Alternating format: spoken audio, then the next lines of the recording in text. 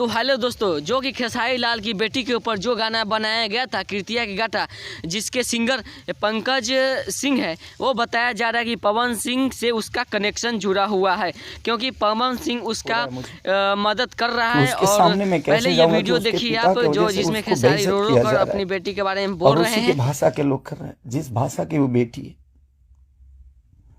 मैं फोन तक नहीं कर पा रहा हूं उसको, सिर्फ इसीलिए कि बात करने का मन नहीं कर रहा है उससे। क्या बात करूं मैं उससे, या जो मेरे वजह से बेइज्जत हो रही है। सॉरी।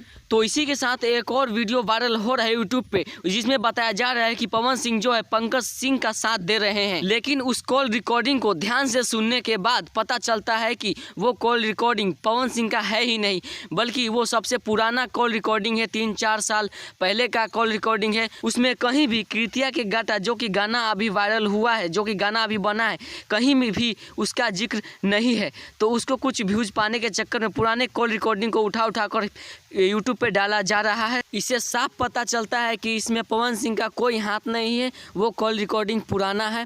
और ऐसे ही न्यूज़ को पाने के लिए हमारे चैनल को सब्सक्राइब कर ले और नोटिफिकेशन बेल को ऑन कर ले, ताकि मेरे नए वीडियो का इन्फॉर्मेशन आपके पास पहुंचे सबसे पहले। अगर वीडियो अच्छा लगे तो एक लाइक कर दें। चलते किसी मिलते हैं नेक्स्ट वीडियो में, तब तक के लिए जय हिंद।